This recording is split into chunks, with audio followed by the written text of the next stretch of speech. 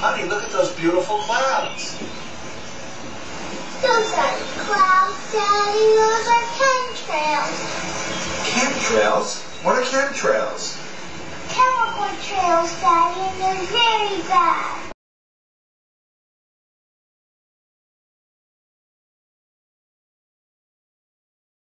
Now to John Hammond, someone who always has his head in the clouds. Don't worry, it'll make sense when you see it. No matter where in the world you are, there are always clouds in the sky somewhere. They're part of our skyscape.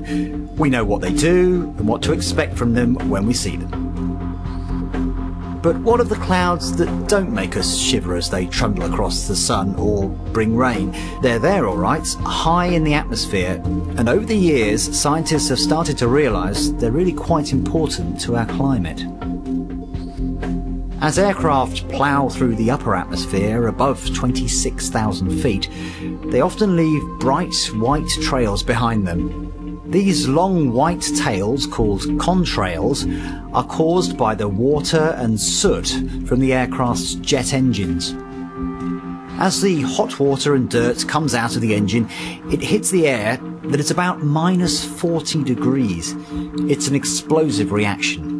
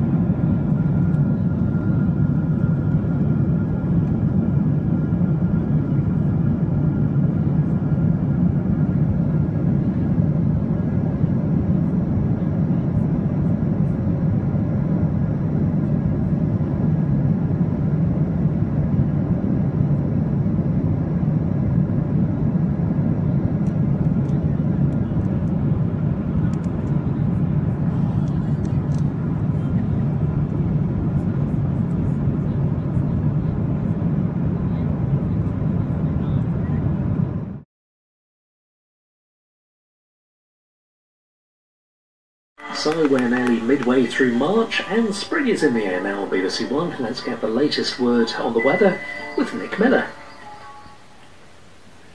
Hello, the weather pattern which has kept us so stormy over the winter, even into the first part of meteorological spring, has now taken a significant change. Kept us so stormy over the winter, even BBC One, let's get the latest word on the weather with Nick Miller. Hello, the weather pattern which has kept us so stormy over the winter, even into the first part of meteorological spring, has now taken a significant change and much quieter weather on the horizon. First part of meteorological spring has now taken a significant change.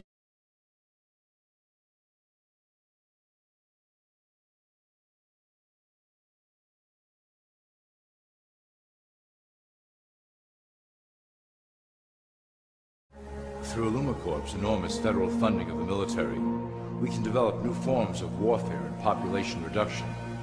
The public can't imagine what we were in the process of developing. Soon, even the weather will be a weapon under our control. We will be able to create droughts, floods, hurricanes, and even tsunamis with no fingerprints attached. The UN is warning of an almost inevitable humanitarian crisis across at least 4 North African countries, with 20 million people at risk from mass starvation. Drought and conflict are the main causes. Famine has already been declared in South Sudan, and 7 million people in parts of Nigeria and the Lake Chad Basin alone are suffering from food insecurity. At the Geneva headquarters of the UN High Commission for Refugees, there's been a call for immediate action. UNHCR reminds the international community that the Horn of Africa drought of 2011 cost more than 260,000 lives, more than half of these children aged below 5. A repeat must be avoided at all costs. The UN has scaled up its operations while lamenting a funding shortfall. Overall, the organisation has appealed for $4.4 billion, but has received less than $1 billion to date.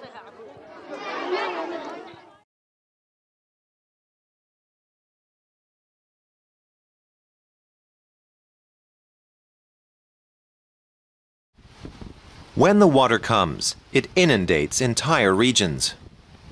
The Ganges and the Brahmaputra, both huge rivers at any time of the year, burst their banks, flooding wide tracts of land. Then there are the dreaded cyclones. The extreme weather conditions rob people of their homes, their farming land, and even their lives. Koka Mia is over 70 years old. He's seen many floods in his lifetime. He was once a prosperous farmer with his own rice paddies. He has 6 sons and many grandchildren. But the floods caused huge problems for Koka Mia, and he often struggled to feed his family.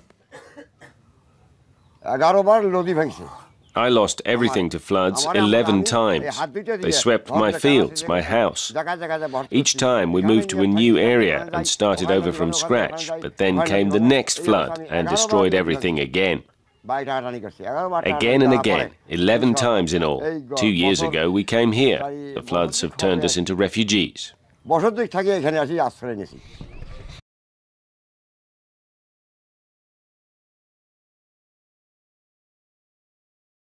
This tremendous toll and human cost the storm has taken. We understand, as desperate as some of those survivors, at least the ones we saw waiting in the water, look as they looked up to the helicopter, I guess, looking for rescue, is there some huge health concerns with poisonous snakes out there, fire ants, and mosquitoes infesting the city.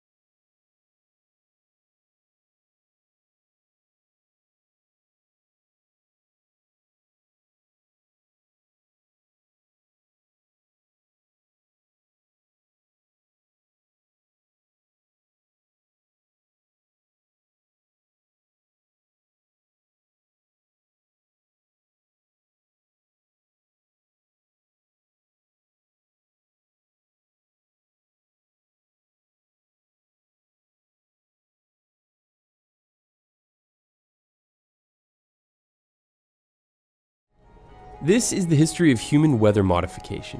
During World War II, too many British Air Force pilots were crashing while trying to land in heavy fog so thick, some crews just ditched their planes in the sea and parachuted out rather than landing blind. So scientists came up with a plan to install gasoline pipelines along both sides of the runway and ignite them to create huge rows of flame, which then evaporated suspended fog droplets, allowing the Allied aircraft to locate the airfield and land safely. In 1946, techniques were developed that triggered rain and snowfall in places that wouldn't have gotten any otherwise. This became known as cloud seeding. It works by dispersing dry ice, salt, or silver iodide into clouds to alter their microphysical processes. In the early 60s, the US government began testing cloud seeding on hurricanes to learn if it was possible to weaken them. Rocket canisters of silver iodide were dropped from aircraft into the storm's eye, and gun-like devices mounted on the wings also sprayed the stuff onto the clouds. Initially, the tests seemed to work. Wind speeds were cut, and in some cases, the hurricane eye walls even fell apart. In its desperation to win the Vietnam War, the Americans turned to weather modification to make it harder for the enemy to move throughout the region by inducing heavy rainfall to muddy or destroy their dirt roads and trails. 47,000 canisters of silver iodide were dropped over North and South Vietnam, Cambodia, and Laos. Some areas supposedly saw their monsoon period extended by up to 45 days, but just 2 days after the New York Times exposed the program, it was discontinued. Operation Popeye caused the USSR and US to negotiate a ban on the military use of offensive weather modification techniques in 1977. But the treaty didn't stop countries from using cloud seeding against themselves, as the Soviet Union did in 1986 when the Chernobyl nuclear disaster sent fallout into the sky. Civilians on the ground and the Russian pilots who carried out the mission have confirmed that aircraft flew overhead, ejecting a substance into the clouds. This resulted in heavy, black-colored radioactive rain to fall in Belarus instead of onto the Soviet capital, Moscow. Today, 37 countries are operating weather modification programs to enhance rainfall or suppress hail, or both. But nobody does it quite like the Chinese, who established the Bureau of Weather Modification in the 1980s that's now a 37,000 people strong sort of weather national guard, ready at a moment's notice to operate the more than 4,000 rocket launchers, 7,000 anti-aircraft guns, and 30 aircraft to trigger downpours in drier areas that really need the rain. The Bureau's highest profile operation was keeping Beijing's Bird's Nest Stadium dry during the opening ceremony of the 2008 Olympics. The following year, the Bureau dropped 186 doses of silver iodide into a cold front to bring drought-stricken Beijing its earliest snowfall since 1987. A Swiss company took advantage of the United Arab Emirates' desperation to bring rain to its arid lands by building 10-meter-tall electrical towers that produce negatively charged ions that, according to the company, supercharges the formation of rain clouds. Number 9. Cloudbuster. A cloudbuster is a pseudo-scientific device designed by Austrian psychoanalyst Wilhelm Reich, which he claimed could produce rain by manipulating what he called orgone energy, or hypothetical universal life force, present in the atmosphere.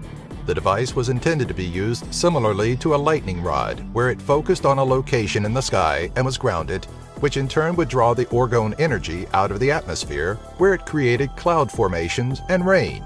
The cloudbuster consisted of an array of parallel hollow metal tubes, which were connected at the rear to a series of flexible metal hoses smaller than the main tubes. The open end of these hoses were placed in water, and the pipes aimed where they wanted to draw energy.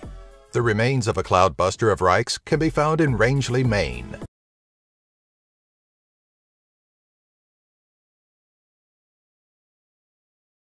Albert Einstein is widely quoted as saying, if the bee disappeared off the surface of the globe, then man would have only 4 years of life left. No more bees, no more pollination, no more plants, no more animals, no more man. Well, he may or may not have actually said that. It's under debate. But the importance of the humble bee in our food chain is not to be underestimated. Much of our food requires pollination, and the champion pollinator is the bee. But for years now, there's been a problem, a big and a growing one. Bee colonies have been dying off, and a recent study has confirmed they are struggling also to reproduce. Zika spray isn't helping. Dr. Christopher Connolly joins us now to discuss this. Doctor, how great is the threat to the bees of the world? I think it's called colony collapse or something. How bad is it? Well, currently it's very bad. In the US, they currently lose between 30 and 70% of all honeybee colonies every single year. And when it comes to wild bees, we just don't know. The only measure we really have for wild pollinating insects is the windscreen bug test, which is when in the old days when you drove your car long distances, you had to keep stopping to scrape the bugs off your windscreen. The bees, the wild bees as well as managed bees together, are responsible for pollinating about 80% of all of our food crops. But it's more important really than just our food supply, because we have to think about the ecosystem. The bees are probably the #1 most important species or range of species on the planet, because they also pollinate the ecosystem, all the plants and trees that feeds all the other animals that live on a planet. So the whole ecosystem is really dependent on the ability to be pollinated. Well, that sounds all very dire. Were the bees to die out or their populations be significantly reduced further, what's the worst case scenario? We have a desperate need to balance the food production with the number of people. And if we lose pollinators, which are fundamental to many crops and play a major role in improving the quality and quantity of others, we're going to be in trouble. We're going to find it difficult. I saw a study that said of male honeybees that showed that 2 particular insecticides were basically acting as a contraceptive. Biologists found more than 150 different chemical residues in bee pollen in the US, which must be worrying. That was from a University of California study. What about pesticides and their role? Well, pesticides are clearly playing a significant role, neonicotinoids in particular, because we know that they affect the brains of bees and affect their ability to do higher cognitive things like learning, navigation, communication. These are all things like are essential for social insects. But also, we know that the other pesticides, worldwide we have about 700 pesticides, and these can be used and not actually recorded. So were you to have a combination of pesticides that were actually more toxic than the individual components, we wouldn't be able to detect that.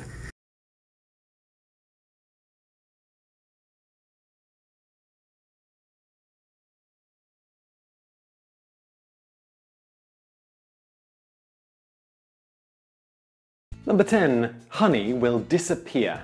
Obviously, without bees, we would no longer get honey. Humans have been harvesting honey for about 9,000 years. Beekeeping was important in early agriculture because bees pollinated crops, which allowed them to bloom and produced honey as well as wax. While most people think of honey as something you eat, it also has a bunch of different uses. Notably, it is used as an ingredient in the cosmetic industry. It helps keep your skin healthy and is great for the scalp.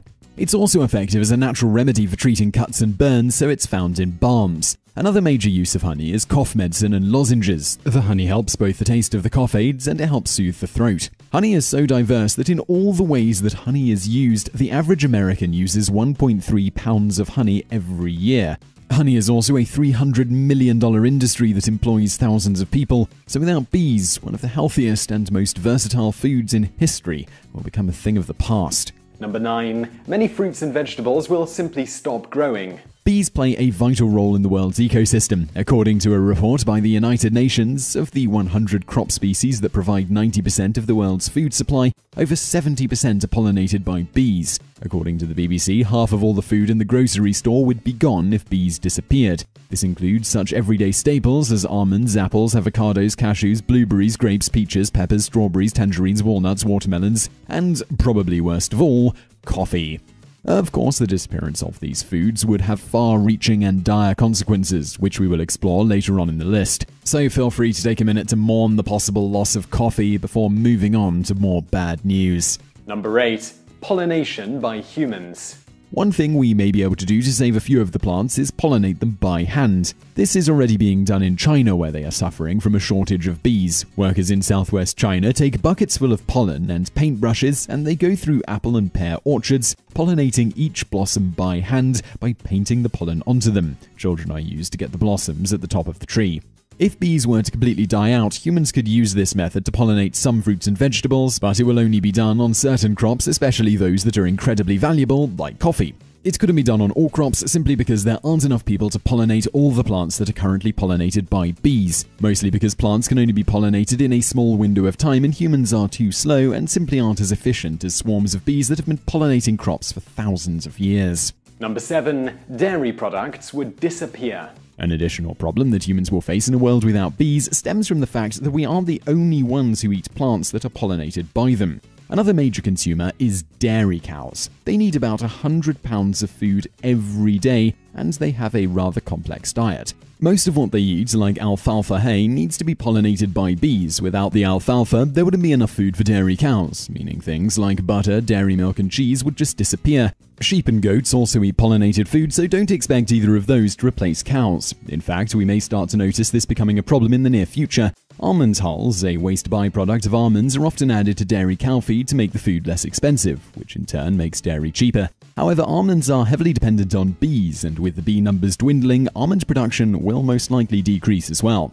One other way this will be a problem is that dairy cows are also used for beef. About 17% of all beef comes from dairy cows. Without dairy cows, beef prices would go through the roof. Number 6. Cotton wouldn't grow.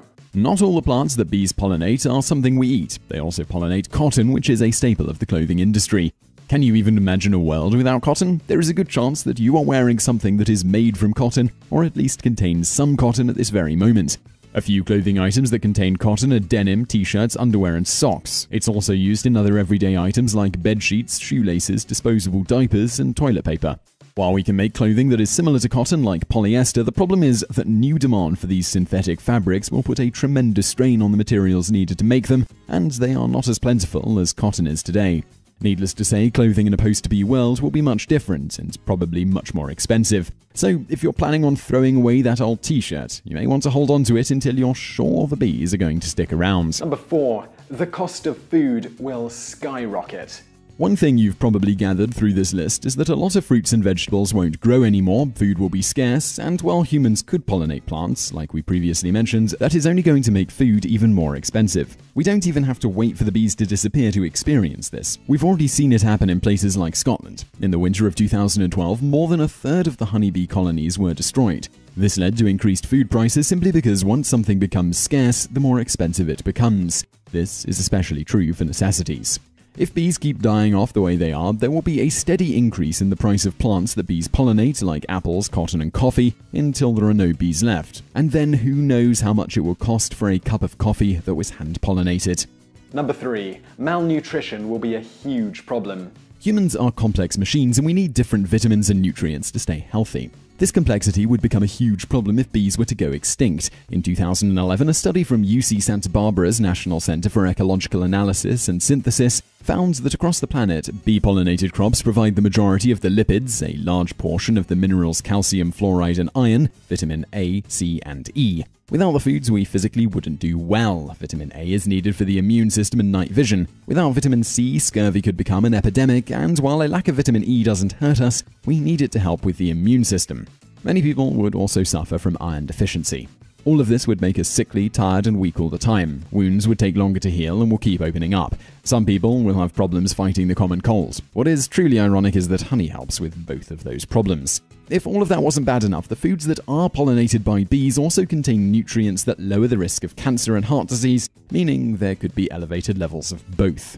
Number 2. There'll be a possible worldwide economic crash. Without bees, the world's economy is going to take a massive hit. There are going to be industries like coffee, cotton, and food production that just wouldn't exist anymore. This would have far-reaching consequences. For some perspective, let's look at what would happen in the United States. The US is the third biggest producer of cotton, a $21 billion a year industry that employs 125,000 people, and that industry would simply vanish. As we discussed in Entry 7, the dairy industry would probably also disappear. Currently, there are over 47,000 dairy farms in all 50 states. While we couldn't find an overall figure for the dairy industry in the US, we did find the figure for its largest dairy producer, Wisconsin. It contributes $43.4 billion annually. This doesn't even include companies who make dairy products like Kraft, Saputo, and Nestle, who would probably fold without dairy. The reason the dairy industry would collapse is because alfalfa wouldn't grow. Amazingly, just growing food for cows is a $10 billion industry in the United States.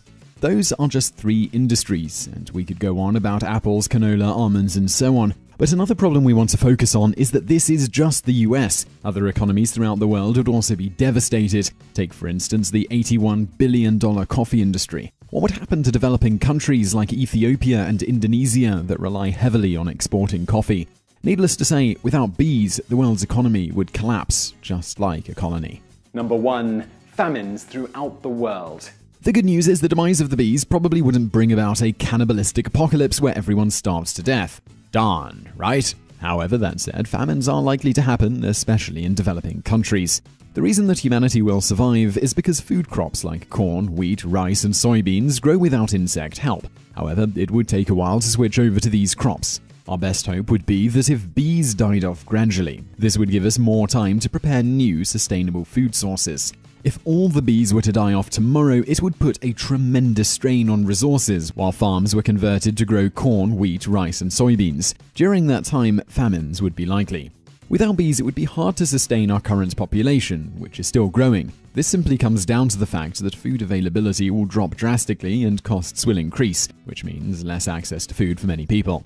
Perhaps the most terrifying aspect here is that bees don't even have to disappear completely for this to be a big problem. One of the big issues we face right now is that the human population is increasing, but the bee population is dwindling. This means there's going to be less food and cotton, but more people to feed and clothe. Having a greater demand is never good when it comes to life's essentials.